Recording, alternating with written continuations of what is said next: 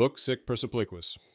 In Chapter 1, Miranda, Arcadius, and the young girl Mercy flee the burning University of Sheridan, pursued by the ruthless sentinel Luis Guy. As they escape through the snow, Arcadius reveals to Miranda that Mercy is the true heir of Novron and must be taken to Empress Modina in Aquesta. However, Guy and his men catch up to them. Arcadius distracts them by fleeing with his satchel, allowing Miranda to stab one of the soldiers and help Mercy escape on horseback. As Guy kills Arcadius, Miranda, mortally wounded, urges Mercy to reach the distant refugee camp before dying. At the camp, Mercy is taken in by Countess Belinda Pickering. When Guy arrives demanding the child, Belinda's daughter, Lenari, challenges him. In a fierce duel, Lenari kills Guy, ensuring Mercy's survival. With Guy dead, the fate of the heir of Novron now rests with those willing to protect her. In Chapter 2, Arista wakes from a nightmare, haunted by Esarhaddon's voice urging her to find something before time runs out. Her brother, King Alric, checks on her, offering comfort and teasing her about her robe. They reminisce about their childhood and discuss love, duty, and marriage. Arista admits she would have married Hilfred, her former guard, despite not loving him. Later, unable to sleep, Arista visits the castle kitchen, where she reconnects with Myron, the scholarly monk. She asks if he knows the location of Percepliquis, the lost capital of the Nevronian Empire. Myron suggests they need Edmund Hall's journal hidden in the Crown Tower. That evening, a caravan of refugees from the north arrives, bringing news that the elves have invaded and destroyed Melengar. Among them is Mercy, the true heir of Novron, now orphaned. That night, Arista dreams of Percepliquis, realizing she has been there before and must find the horn to save everyone. In Chapter 3, Hadrian demands to see Empress Modina, furious that Royce has been imprisoned for kidnapping her, despite his actions being driven by grief over Gwen's death. Arista also arrives, claiming she knows how to stop the elves. Modina, who ordered Royce's imprisonment, allows Hadrian to see him in the morning. Meanwhile, Hadrian formally introduces himself to Deegan Gaunt, the supposed heir of Novron, but is unimpressed by his arrogance. The next day, Hadrian finds Royce in despair, ready to give up on life. Using Gwen's own prophetic words, Hadrian convinces Royce that she foresaw this moment and would not have wanted him to die. Elsewhere, Marvin Pickering struggles with his father's death and is formally given the legendary Pickering sword. Elenda prepares to meet her estranged brother Myron, now the head of their noble house, fearing his resentment for their family abandoning him. In Chapter 4, Empress Modina convenes a war council as the assembled nobles learn that the elves have overrun Dunmore, Ghent, and Mellinger, wiping out entire cities. Reports also confirm that the Gazelle have flooded Calais, driven out by an unknown force. Sir Brecton warns that the elves wield immense power, including dragons, unnatural storms, and deadly mist. Patriarch Nilnev arrives, revealing that the true weapon against the elves is not a sword, but the Horn of Gylindora, hidden in the lost city of Percepliquis. Arista confirms its location beneath Amberton Lee, and the Patriarch produces Edmund Hall's journal, which details a dangerous path to the Horn. Medina orders a team to retrieve it, led by Arista and including Deegan Gaunt, Hadrian, and Royce. They also recruit Magnus the dwarf, a historian, and a sailor. With the city's defenses being prepared, they prepare to depart on a mission that could save humanity. In Chapter 5, Myron meets his long-lost sister, Elenda of Gloucester, for the first time. She begs his forgiveness for not seeking him out sooner and fears he will strip her of her title and lands. Confused, Myron explains that he is just a monk with no authority. Elenda reveals that their father and brothers died in battle, making Myron the new Marquis of Gloucester. He is now a wealthy noble, with thousands of acres, castles, knights, and vassals under his command. Horrified, Myron immediately renounces his inheritance, offering everything to Elenda except the books. Still stunned, Elenda accepts. After leaving, Myron is approached by Hadrian, who gives him Edmund Hall's journal to read overnight. Hadrian then informs him that he will be joining the expedition to Percepliquis, where he will help find the legendary horn. A bewildered Myron realizes he is about to embark on a great adventure. In Chapter 6, Wyatt Dementhal and Magnus the dwarf face execution for their crimes, Wyatt for enabling the fall of Tur-Delfur, and Magnus for King Amrath's murder. Empress Modina offers them a choice: immediate execution or a chance at redemption by joining the expedition to Percepliquis to retrieve the Horn of Gylindora. Wyatt agrees to save his daughter Allie, whom Modina promises to adopt if he dies.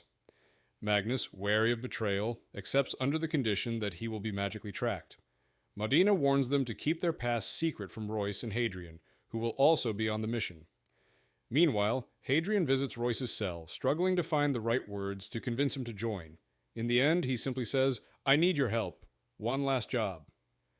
Royce, still grieving Gwen's death, asks if it's dangerous. When Hadrian confirms it is, Royce agrees without hesitation. In Chapter 7, Arista prepares for the journey, shedding her noble habits and opting for practicality.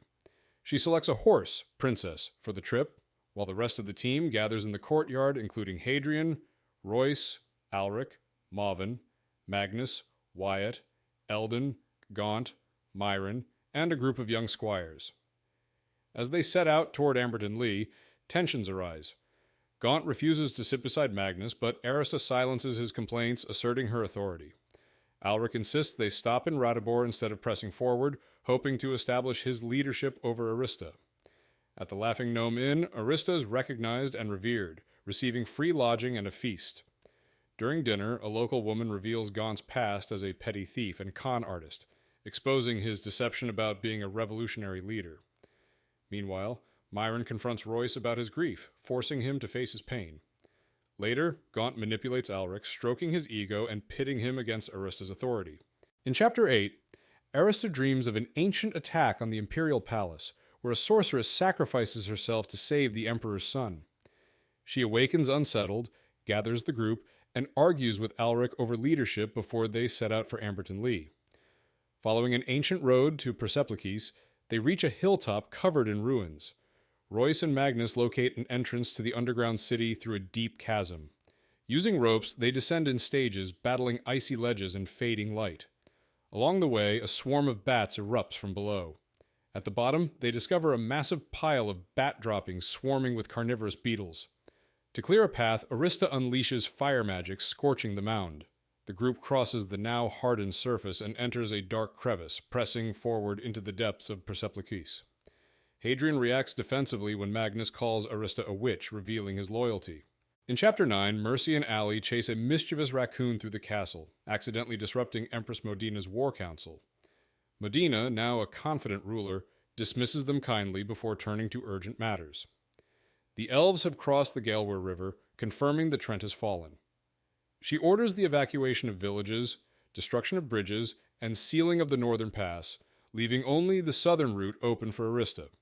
Sir Brecton is sent to oversee the defenses in Colnora, with Amelia accompanying him to check on her family. Modina later confides in Nimbus about the looming battle, fearing Galara Brown attacks on the city. Nimbus reassures her that preparations, including shelters and food storage, are in place.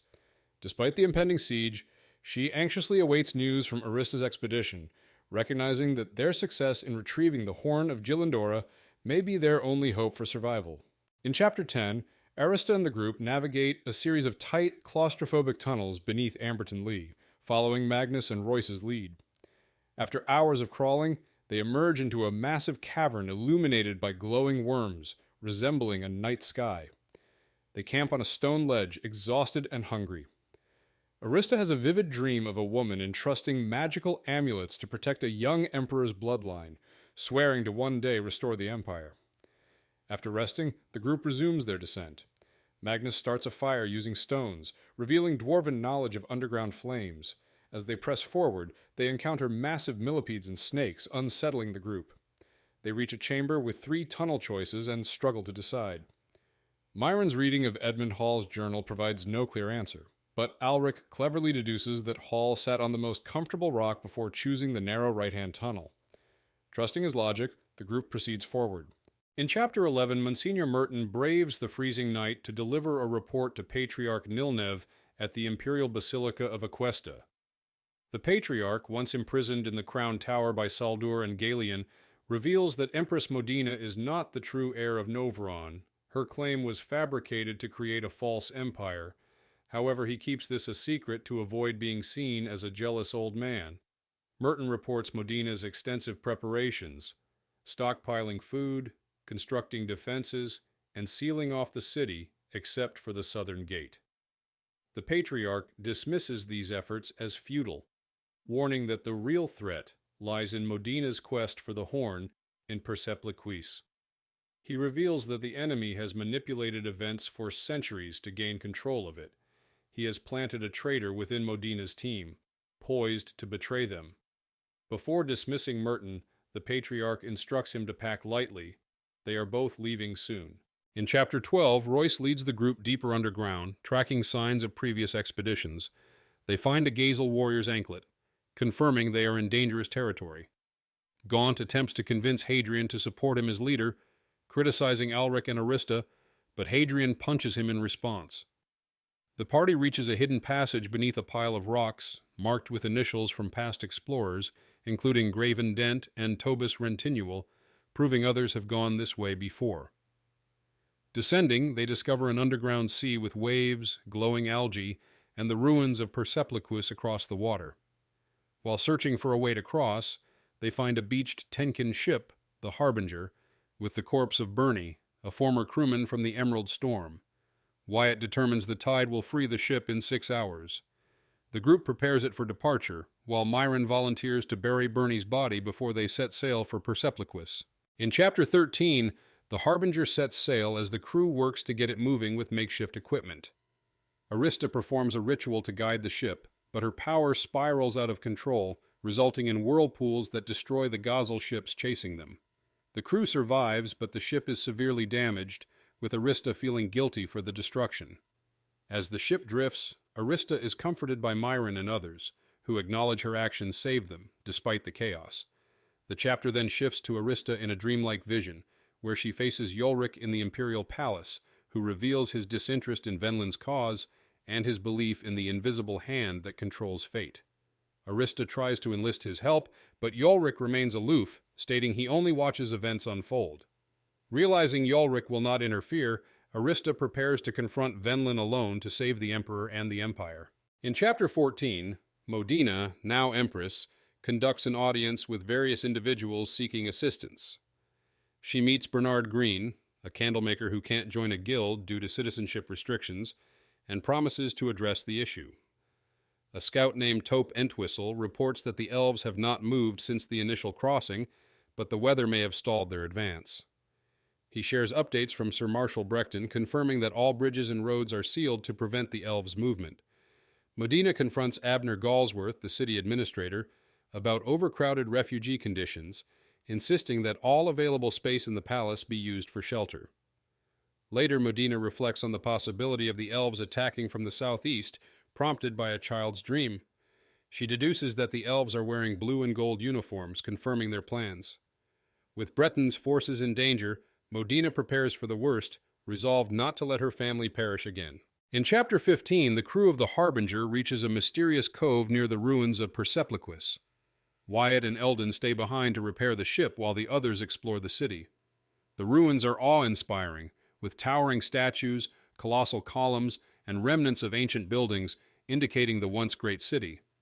Arista shares her exhaustion and dreams of Esarhaddon, hinting at her growing powers, while Royce leads the group to a library, where they discover the body of Antun Bullard, a historian from the Patriarch's previous expedition.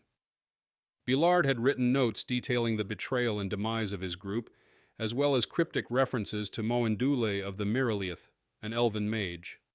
Myron decodes the writings, revealing tensions between elven tribes, particularly between the Miraliath and other factions. The chapter ends with Arista's restless sleep and Hadrian's growing concerns. In Chapter 16, Mintz and the other boys are enduring a brutal winter, struggling to survive in a snow cave after the big freeze. The horses are freezing, and Mintz, while fetching water, becomes mesmerized by a passing group of elves on horseback. As he watches, enchanted by their music, he falls asleep on the frozen river. His friends find him nearly dead from the cold and work quickly to revive him, starting a fire and making him comfortable. Mintz insists that the elves were real, but Elbright dismisses it as a dream. However, Renwick suspects Mintz did indeed see the elven vanguard, as he had overheard the elves travel at night. Realizing the elven army is near, Renwick decides to warn Aquesta, planning to leave despite the dangers. The chapter ends with Renwick slipping away, leaving the others in tense silence, knowing the elves' threat is imminent. In Chapter 17, the group continues to navigate through the ruined city. Royce scouts ahead while the others pause in a square where they find disturbing signs of death, including groups of skeletons. They approach the Grand Mar, a once glorious avenue leading to the palace, but discover it is now a shattered ruin. As they move forward, they are ambushed by a Gazel hunting party, and a fierce battle ensues.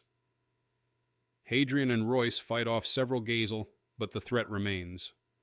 The group takes refuge in the Hall of Teshlor, a former guild hall, as they realize they are surrounded. With no clear way out and the Gazel closing in, the team faces the terrifying prospect of being trapped. In desperation, Hadrian convinces Arista to tap into her powers, despite her fears of losing control. As the enemy prepares to attack, Arista must confront her inner turmoil and decide if she can control her abilities to save them all. In Chapter 18, Arista's powers help the group escape from the advancing goblins. She uses her magic to create a whirlwind that clears the smoke, but when the guild hall's wall explodes, they are exposed to the enemy. The group moves towards a collapsed palace, but the goblins launch flaming arrows. Arista's magic shields them, and they find a hidden entrance into the crypts. Inside, they navigate through vast corridors, encountering strange murals and dangerous traps. The group makes their way deeper, eventually finding Thranic, a sentinel trapped in the tomb. Thranic reveals that no one has ever crossed the Vault of Days, the final chamber before Novron's tomb, due to a mysterious force preventing entry. Royce and Hadrian discover the vault's entrance but are unable to open it. Thranic cryptically mentions a Galera Brune inside, hinting at the danger that awaits them. In Chapter 19, Renwick reports to the Chancellor's office after his ride to warn the palace of the elven army's advance. There, Empress Modina thanks him for his bravery, assuring him that his actions have given them hope, though he is still unsure of his future. Modina reflects on the situation with some optimism, despite the elves' impending attack. She later encounters Lena Bothwick, a familiar face from her past, who recounts the hardships her family has endured due to the elven invasion. As the refugees flood the palace, Renwick is left uncertain of his position, but is told he may soon be called to fight. Meanwhile, Sir Brecton's army returns, bolstering the defenses of the city. However, Renwick notices unsettling changes in the weather, sensing that the elven threat is closer than ever. The gates are sealed, preparing for the impending battle. In Chapter 20, Arista wakes up in a small room with Hadrian, Royce, and Myron after being unconscious for 5 hours. They are trapped in the Vault of Days with no clear way out. Sentinel Thranic, the last living member of a previous team, reveals that the Galera Brune, a massive creature, guards the tomb and prevents anyone from passing. Arista recalls a vision of Esarhaddon, who sacrificed himself to stop the Empire's rebellion, and realizes the significance of the horn and a magical sword in the tomb. The group forms a plan to send Gaunt, the heir, to retrieve the horn or sword. Despite his initial reluctance, Gaunt agrees, believing the medallion Hadrian offers may help. As Gaunt approaches the creature, it awakens, but Arista's burst of magical light temporarily drives it back. However, they remain trapped inside with no escape as the beast's roar fades. In Chapter 21, Hadrian and his group are trapped with no clear escape, surrounded by collapsing walls and dwindling resources. Magnus tries to tunnel through the rubble but realizes it's impossible without more time. Meanwhile, Myron shares historical details about the Gazel and the elves, while Royce devises a dangerous plan to save them. He intends to be a distraction, drawing the attention of a massive beast, the Galera Brune, so Hadrian can retrieve a sword to defeat it. Despite Arista's pleas to stop, Royce insists on his sacrifice, motivated by a promise to Gwen. As Royce faces the beast, he speaks to it in old speech, discovering he can communicate with it.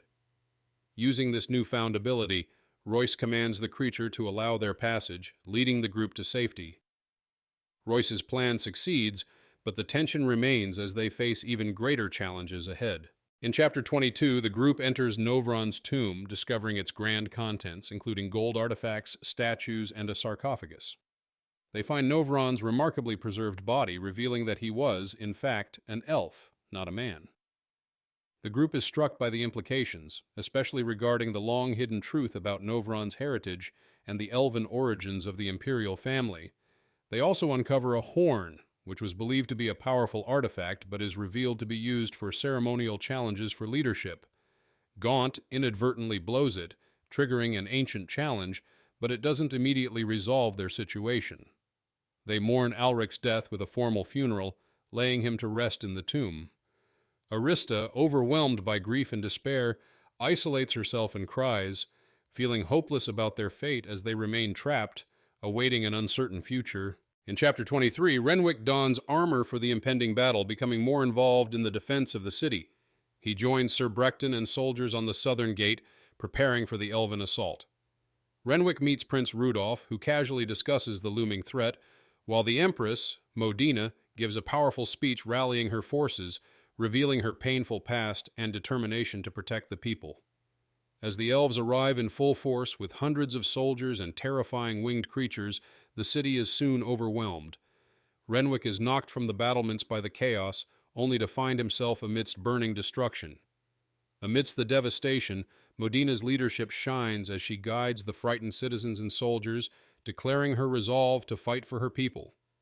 She faces the Galara Briun, an enormous winged beast, and proclaims her identity as the daughter of Novron, rallying those around her to stand and fight. In Chapter 24, Hadrian and Arista reflect on their regrets and unspoken feelings while in the crypt. Hadrian confesses his longing for true love and shares his envy of Royce's past, while Arista talks about her own relationships and the difficulties she's faced. Their conversation deepens as Arista reveals her guilt over past decisions. Afterward, Hadrian realizes that he can still change the one regret of his life.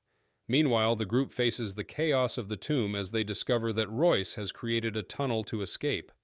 As they flee, they find the Galara Briun, a creature that kills the Gazel. However, Magnus struggles with his past and the dwarf's deep hatred for humans. Despite everything, Arista saves him, and Magnus faces his past actions. The group makes their way to the sea, where they prepare to leave, but not without confronting their personal truths and moments of unexpected joy. In Chapter 25, Modina faces the Gilarabrun, which unexpectedly flies away without attacking. 12 elves arrive, questioning her legitimacy as the daughter of Novron. Modina confirms her lineage through Nimbus, but the elves insist she present the horn for challenge at Avimpartha. They decide to go to Percepliquis to meet the horn, and Modina must accompany them. Meanwhile, Mintz and the others at the hovel are startled by the arrival of 4 figures, including the patriarch of the Nifron Church, who has come to witness the world-changing event. The group discusses their mission and Renwick's journey, but the situation grows tense when Mintz hears the distant sound of music, signaling the approach of the elves. The patriarch reveals that it's a race to the final confrontation, heightening the urgency and stakes of the unfolding events. In Chapter 26, Arista and her group emerge from the underground to face Mawindule, the patriarch, who transforms into the Elven King after blowing the horn. The elves, including Lord Irawandona, question the horn's authenticity, and Mawindule reveals that he was once an outcast, but will soon reclaim his position as king. He claims to be protected by Farrell's blessing, and he holds the power to challenge anyone. The group learns that Mawindule murdered his father to take control, but was exiled for regicide. He plans to eliminate those who stand in his way, including Gaunt. Arista and Hadrian are uneasy about Mawindule's power, but hold on to the hope that Gaunt will succeed. The tension rises as Mawindule taunts the group, and Myron responds with cryptic quotes. After Mawindule leaves, Myron's defiance is met with mixed reactions, but Mauvin praises him for his bravery. The group prepares for the challenge, with the fate of the elves and humanity hanging in the balance. In Chapter 27, the challenge between Gaunt and Mawindule's champion, Lord Irawandona, begins. The elven lords and their followers prepare for the contest, with tension rising. Gaunt initially hesitates, but Arista convinces him to name Hadrian as his champion. As the battle begins, Hadrian faces Irawandona in a fierce fight, but despite his skill, Hadrian struggles against the elf's speed and strength. When it appears that Hadrian cannot win, Irawandona attempts to kill Royce, but the true heir is revealed, Royce Melborn. With this revelation, the battle takes a new turn, and Hadrian, now fighting to protect his friend, gains a sudden advantage. However, Royce is gravely injured. In a desperate attempt to save him, Hadrian recalls Gwen's final words and realizes that Royce's daughter Mercy holds the key to his survival. Arista's powerful chant revives Royce, and he is finally saved, much to the relief of their party. In Chapter 28, Arista, Royce, and their companions make their way into the village, where they are met with suspicion and hostility from the locals, who warn them of impending danger. Lured, an envoy of the imperial forces, arrives and demands their arrest, but Modina steps forward, revealing herself as the Empress. She asserts her authority, and Lured's command crumbles as he flees. The villagers are left in shock as Modina declares that Lord Baldwin, imprisoned in the manor, will be freed. In a moment of lightheartedness, Hadrian jokes with the villagers as they prepare food, and the party relaxes for the night. Meanwhile, Royce grapples with his newfound role as King of the Elves, conflicted about his past and his responsibilities. Hadrian encourages him to embrace his future, and they share a moment of camaraderie, contemplating their uncertain futures together. Royce remains uncertain about his path, but feels more connected to his humanity. In Chapter 29, the aftermath of the elves' departure from Aquesta unfolds. The Empress, Modina, settles at Lord Baldwin's estate and plans to build a new capital, New Percepliquis, at Amberton Lee. The people of the Empire, including many dwarves, begin to rebuild, and rumors spread of heroic deeds and legends surrounding the fall of the elves. Amid the rebuilding, a new government structure emerges, with figures like Count Moven and Earl Deegan Gaunt taking on important roles. The Empress announces the adoption of Ali as the crown princess. At a grand celebration, Hadrian and Arista share a moment of humor, while Modina plans for the future stability of the empire. Royce prepares to leave on a journey across the Nidwalden, aiming to bridge the divide between elves and humans. As he departs with his daughter Mercedes, Nimbus quietly walks away, leaving behind a mysterious final gesture.